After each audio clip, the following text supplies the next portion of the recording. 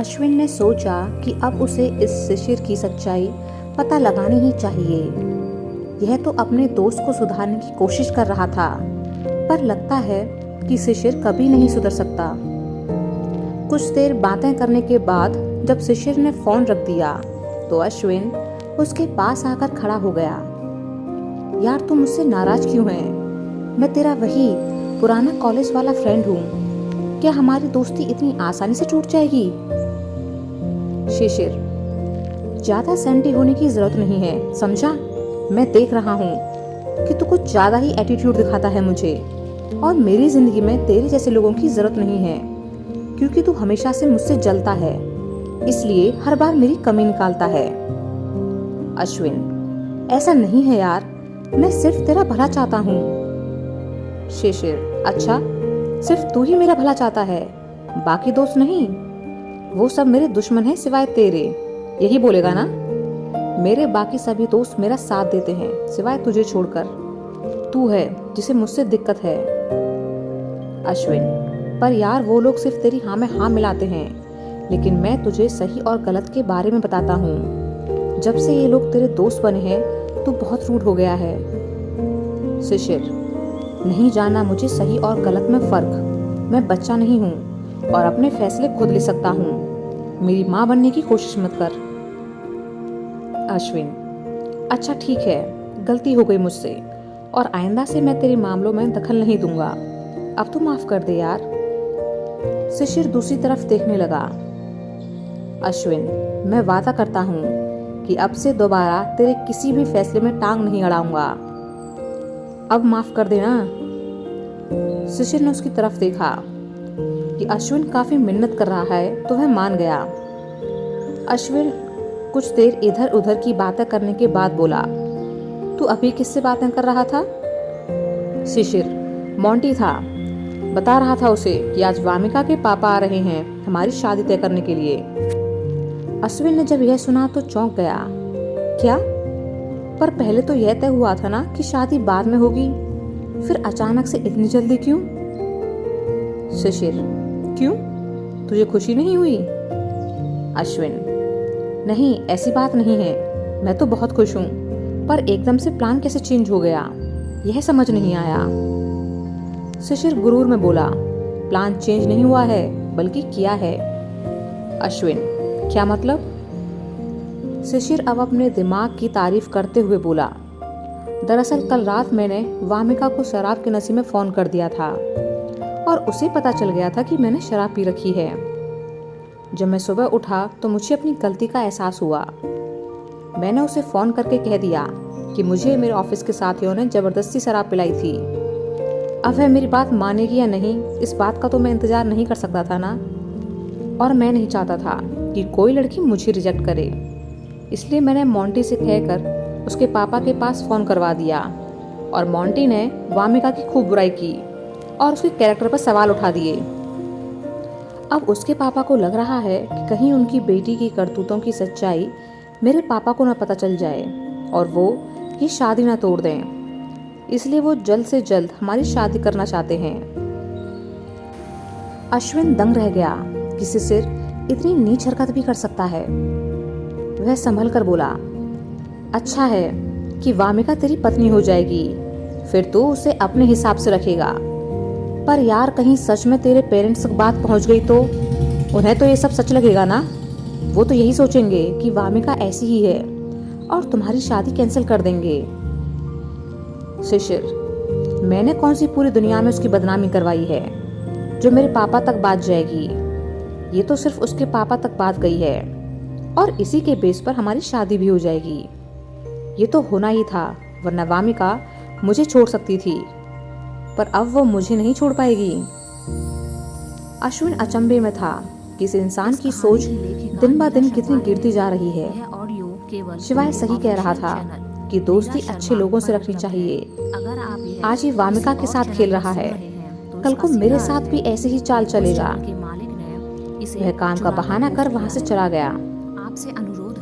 सलोनी college पहुंची तो सौरभ मिला। आज वामिका नहीं आई?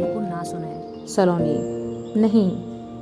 सौरभ, क्यों, क्या हुआ? सलोनी, अरे पूछ मत यार, बेचारी की जिंदगी जहन्नुम बन गई है। कॉलेज ठीक से शुरू हुआ नहीं है कि स्यापे पहले ही हो गए। सौरभ, हुआ क्या है? सलोनी ने उसे सब कुछ कह सुनाया। सौरभ, ये सब इस शिशिर का किया धरा है, और अब तो और भी ज्यादा खराब होता जा रहा है ये। मन तो कर रहा है कि पकड़कर इसके कान के नीचे लगा दूं 2-4, लेकिन फिर वही बात आती है कि हमारे पास सबूत तो है ही नहीं। सलोनी, हाँ, शिवाय यहाँ नहीं है, अगर होता तो कुछ ना कुछ जरूर करता। सौरभ, मेरी उससे बात हुई थी सुबह, वह अपने ऑफिस गया है। सलोनी, ओह, तो तभी वो यहाँ नहीं आया। यार मैं तो ऊपर वाले से प्रार्थना कर रही हूँ कि चाहे कुछ भी हो जाए, लेकिन वामिका की शादी शिशिर से नहीं होनी चाहिए। सौरभ, हाँ, बहुत बेकार लड़का है शिशिर। वैसे वामिका के साथ तो शिवाय ही अच्छा लगता है। सलोनी, हाँ, मैं भी यही चाहती हूँ कि दोनों की शादी हो जाए। सौरभ, पर तुम तो उसे पसंद करती थी ना? सलोनी, करती थी, पर मुझे लगता है कि वह वामिका के लिए बेस्ट रहेगा। मेरा क्या है, मैं तो अपने लिए कोई और ढूंढ लूंगी। सौरभ मुस्कुरा दिया। समझदार लड़की हो तुम। सलोनी यह सुनकर हंस पड़ी। शाम को वामिका के माँ पापा दोनों हॉस्टल पहुंचे। वहां से परमिशन लेकर वामिका को अपने साथ ले वहां एक होटल में रूम बुक करवा कर चले गए। अमर जी अब वामिका को डांटने लगे, ये सब क्या चल रहा है? वामिका, पापा मुझे क्या पता कि सब क्या हो रहा है। कोमल जी, तेरे पापा कह रहे थे कि तू कुछ बात करना चाह रही थी, और शायद तुझे भी ये शादी नहीं करनी है। वामिका, हाँ माँ, क्योंकि शिशिर ने मुझसे कई झूठ बोले हैं। यह सुनकर अमर जी और कोमल जी चौंक गए। अमर जी, कौन से झूठों की बात कर रही हो तुम? वामिका, पापा, शिशिर बहुत ज्यादा शराब पीता है, और यहाँ तक कि उसकी पहले गर्लफ्रेंड भी रह चुकी हैं। एक बार तो उसने एक साथ 2-2 लड़कियों को डेट किया। पता नहीं कितनी और गर्लफ्रेंड है उसकी, और ना जाने उसने क्या क्या बातें मुझसे छिपाई हैं। और आपको पता है, शिशिर ने जो वादा किया था कि वह मुझे शादी के बाद भी पढ़ने देगा और जॉब करने देगा, यह भी एक झूठ है।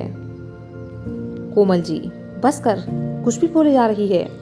ऐसे कैसे किसी के बारे में कुछ भी बोल सकती है? अरे हम मुकेश जी को अच्छे से जानते हैं, भले आदमी है वो।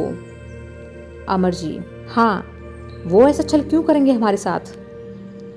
वामिका, आप लोग समझ नहीं रहे, मेरी शादी मुकेश अंकल से नहीं, उनके बेटे से हो रही है। आपको मुझ पर भरोसा नहीं? कोमल जी, भरोसा है, पर कोई तेरे बारे में फोन कर इतनी बड़ी बातें कह रहा है, आखिर यूं ही तो नहीं कहेगा ना? और एकदम से तू शिशिर के बारे में ये सब बोल रही है, तो अजीब लग रहा है बेटा।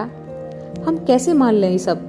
हमने तो ऐसा कुछ भी नहीं देखा है, और किसी की बात को कहने का कोई आधार भी तो होना चाहिए ना?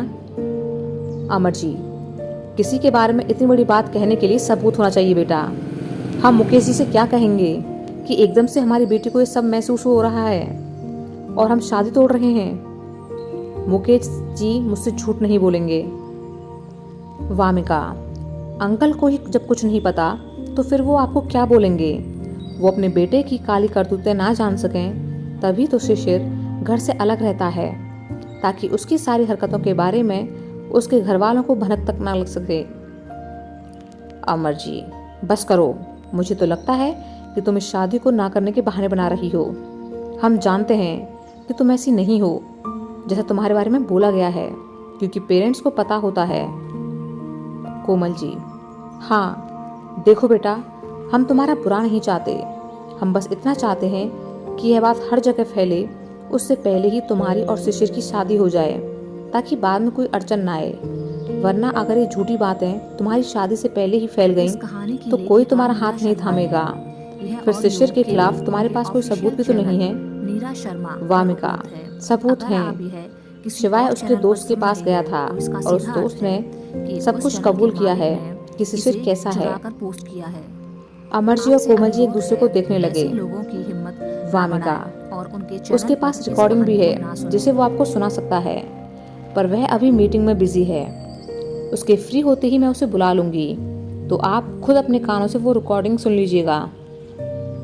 अमर जी गहरी सांस लेते हुए बोले, ये सारी बातें तो फिर भी सही हैं, पर इस बात का क्या सबूत है कि उसका दोस्त सब कुछ सही ही कह रहा है? हो सकता है ना कि वह झूठ कह रहा हो, जैसे उस फोन वाले अनजान लड़के ने तुम्हारे बारे में बोला था। उसकी बात को मानकर हम यह नहीं कह सकते ना कि वह सच कह रहा है या झूठ। वामिका हैरान सी दोनों को देखने लगी। लगता है आपको मेरी बातों का जरा भी भरोसा नहीं। मैंने खुद कल रात शिशिर से बात की थी जब वह शराब के नशे में था। अमर जी, बस बहुत हो गया और बहुत छूट दी थी हमने तुम्हें, इससे ज़्यादा नहीं। अब हम कुछ ही दिनों में तुम्हारी शादी तय कर देंगे और वहीं से तुम अपनी पढ़ाई करना। जब तुम सीधे अपने घर से कॉलेज जाओगी आओगी तो सारी अफवाहें खुद ब खुद बंद हो जाएंगी। फिर शिशिर भी बीच में कभी कभी तुम्हारे कॉलेज मिलने आ जाया करेगा। कहकर उन्होंने कुछ देर आराम किया और फिर वामिका को लेकर मुकेश जी के यहाँ चले गए ताकि दोनों बच्चों की शादी तय कर सकें।